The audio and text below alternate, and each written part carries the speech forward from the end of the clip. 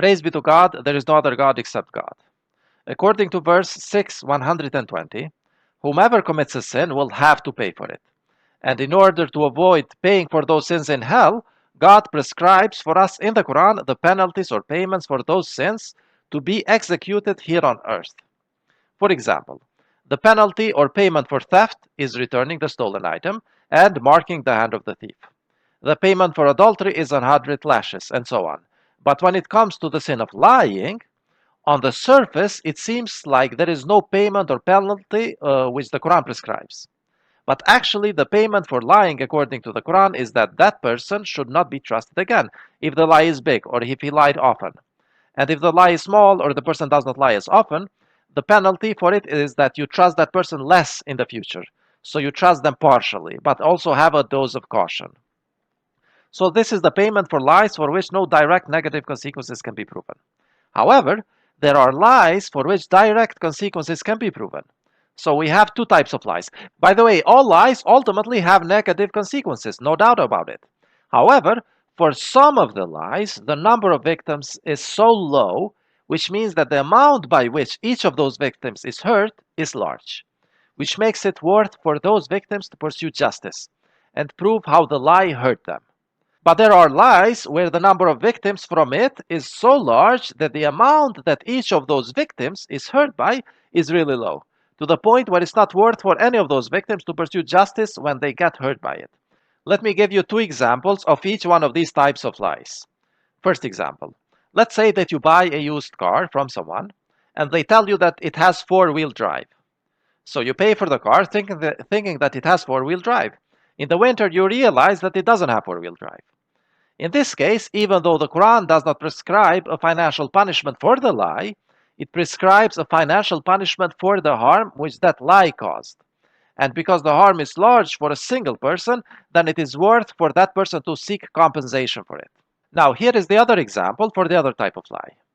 Let's say that someone says that there are aliens on the dark side of the moon, the side which can never be seen from Earth, but the governments are hiding the fact from us.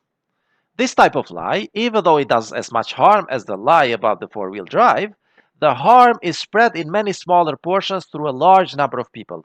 So each of those victims is harmed by much less. So in this case, some youngsters and inexperienced people might believe the lie and trust the science less, and as a result, they might be less likely to make evidence-based decisions in their life.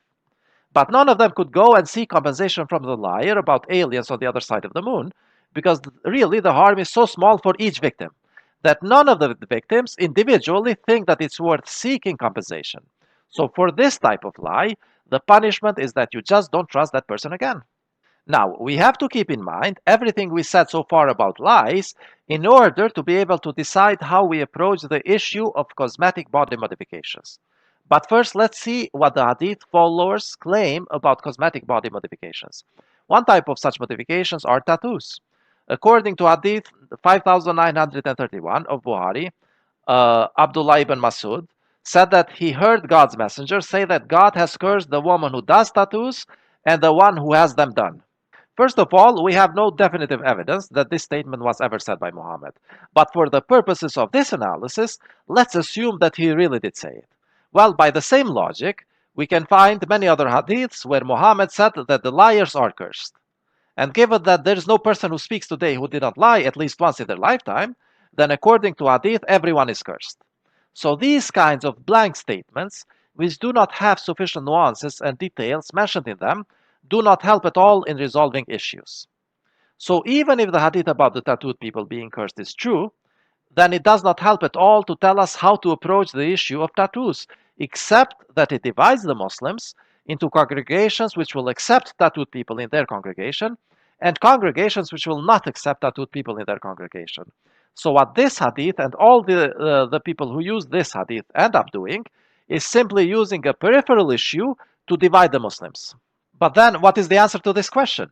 Should we allow people with tattoos, plastic surgery, and other cosmetic body modifications in our congregation or not? And as with all the other peripheral religious issues, the answer is very nuanced. We should take the whole Quran into consideration to reach the right conclusion about this issue. So first of all, of course, there is something wrong with tattoos and other cosmetic body modifications because they all go against how God designed us. Because God tells us not to change the creation of God in verse 4, 119. And in verse 284, God tells us not to shed blood. And during tattoos, plastic surgeries, and so on, unnecessary blood is shed and body modifications happen.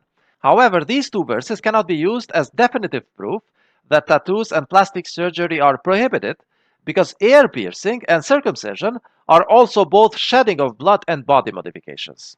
But the Bible and the Quran do not prohibit ear piercing for girls and circumcision for descendants of Abraham.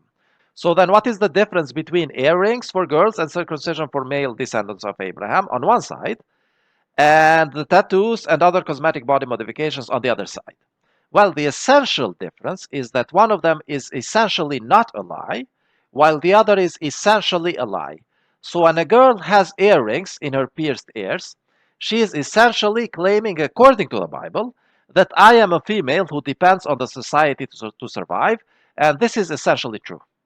And when a boy who is a descendant of Abraham, which includes almost all the Middle Eastern looking males, gets circumcised, according to the Bible, he is essentially claiming that he is a descendant of Abraham, which is again essentially true for all people of the Middle East and people who look similar to them. Now, on the other hand, when a person does a tattoo or a cosmetic body modification, he is essentially saying, look how good my genes are. Now, even though the change in the body is not a lie, because the body did really change, but the genes are still the same. So the lie was about the genes. So now we have gotten at the essence of the issue of tattoos, plastic surgeries, and other cosmetic body modifications. They are essentially lies about your genes. And this finally allows us to understand how to approach them if we think of them as essentially lies. So now, if we want to know whether people with tattoos and other cosmetic body modifications should be allowed in our congregation, we should ask the same question for people who have told lies before. And because all of us have lied at least once in our lifetime, and we are already in the congregation of submitters, then this means that the tattooed people and people with other cosmetic body modifications should be allowed to join and stay in our congregation. However, at the beginning of this sermon, we said that there are lies for which a compensation for the caused harm by the lie can be pursued in practice, and there are lies for which a compensation for the caused harm by the lie cannot be pursued in practice. For example, if a person has lied that his car has four-wheel drive, while it does not, as long as he keeps the car to himself, then it's almost impossible to measure the harm which was caused by his lie. But if that person sells that car after he has lied about the four-wheel drive, then the harm from that lie becomes measurable. Basically, the damage which was caused is equal to the difference between a car with a four-wheel drive and the same car without a four-wheel drive. The difference in price, plus any damages from that lie. And the same idea applies to cosmetic body modifications. For as long as the person keeps the genes to himself, the cosmetic body modifications are not practically doing any humanly measurable harm to anyone. But once that person has children, then he has put his genes out there under a false pretense, because of the cosmetic body modification, that the genes are different from what they really are. So only after a submitter with cosmetic body modifications has children, then we as humans are actually able to measure the harm which has been done by the genetic lie. Let me give you an example. Let's say that a girl was born with white ears, which is perfectly normal. But she felt the social pressure to undergo cosmetic plastic surgery in her ears. And eventually she fell victim to the pressure and she did it. Now she wants to join us, the submitters. She is perfectly allowed to join us, just like anyone else, and she does not have to pay for her sin because, first of all, she paid for a large portion of her sin by paying the doctor, and also through the pain which she felt under the procedure, and also often she might have paid for all of it through medical complications and undesired results. Or she might have compensated it with many other good deeds. However, in almost all cases, there is some part of the sin for which she did not pay yet, but that part of the sin is immeasurable for us as humans, and therefore we are not allowed to demand her to pay for it before she joins, because we don't even know how much it is, and we as humans don't even know whether there is even anything left from her sin to pay by now. However, if she has children while being a submitter with cosmetic body modifications, then she has released her genes into the public, and at this moment her lie becomes a lie for which the harm can be measured. And this enables us to demand the compensation for the harm. Here is how to roughly calculate or estimate the harm. Let's say that she has a child. Now the child will carry half of the genes from her and half of the genes from the father. And therefore she has lied about half of the genes which she has put in the world.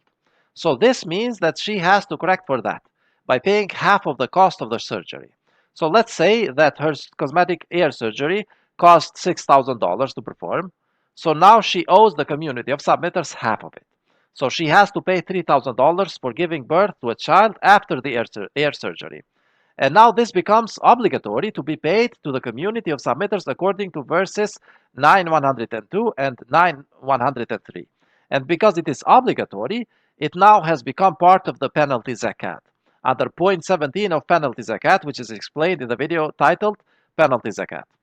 And since this now enters the system of zakat, then the rules of zakat apply to this as well, which means that the payment should be done within 1 year after the birth of the child, and if it is not done, she will be excluded from the community of submitters and will not be considered a submitter anymore.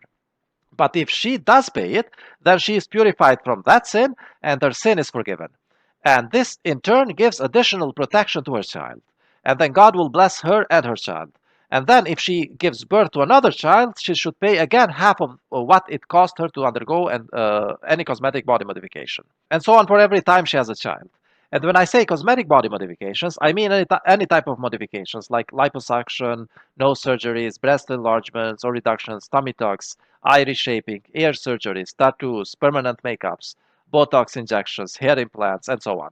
All these are lies about your genes, for which you should pay only if you have a child after you do them. If you don't have a child after you do them, then it's between you and God. But if you have a child after you do them, then you have harmed the community of submitters by half as much as the cost of that procedure, and you should compensate the community of submitters for it. So if you have ever undergone any cosmetic body modification, and then you have a child, then soon after you have the child, calculate half the cost of any cosmetic body modifications which you underwent, and then send an email to your corresponding congregation director and tell him that you owe that specific amount of money to the community of submitters. You do not need to tell him any details, only the amount of debt which you owe.